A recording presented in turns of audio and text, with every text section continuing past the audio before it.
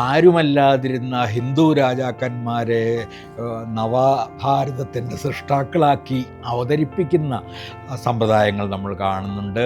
ഗോഡ്സെ കൊല്ലപ്പെട്ട ദിവസം ബലിദാന ദിവസമായിട്ടാണ് ആചരിക്കുന്നത്. ചരിത്രത്തിനാണ് ഏറ്റവും വലിയ തോതിലുള്ള അംഗഭംഗം വരുത്താനുള്ള ശ്രമം ഇന്ന് നടക്കുന്നത്.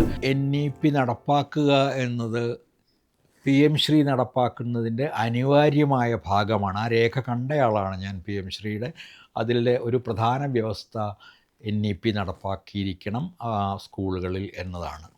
അപ്പോൾ അത് നടപ്പാക്കുക എന്നാൽ അർത്ഥം നമ്മുടെ കുട്ടികൾ, നമ്മുടെ വരുന്ന തലമുറകൾ മുഴുവൻ തന്നെ തീർത്തും തെറ്റായ തലതിരിഞ്ഞ ഒരു ചരിത്രം പഠിക്കുക, പ്രതിഷേധത്തിൻ്റെയും സ്വാതന്ത്ര്യത്തിൻ്റേതുമായ സാഹിത്യം ഉൾപ്പെടെയുള്ള ആവിഷ്കാരങ്ങൾ പഠിക്കാതിരിക്കുക എന്ന ഈ രണ്ടർത്ഥങ്ങളും അതിനുണ്ട്. ചരിത്രത്തിൽ നിന്ന് മുഗൾ കാലത്തെ വെട്ടിമാറ്റുന്ന ഒരു ആവിഷ്കാരം നാം കാണുന്നുണ്ട്.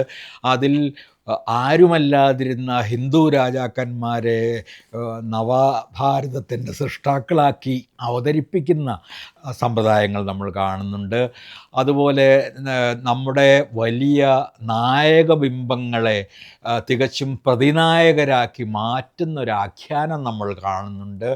ഗാന്ധിയെപ്പോലെ ഒരാൾ കൊല്ലാൻ കഴിയാത്തത് കൊണ്ട് ഏതെങ്കിലും രീതിയിൽ സ്വന്തമാക്കാൻ കഴിയുമോ എന്നവർ ശ്രമിക്കുമ്പോഴും അത് നമ്മുടെ ഗാന്ധിയെ ആയിരിക്കില്ല എന്ന് നമുക്ക് നന്നായി അറിയാം.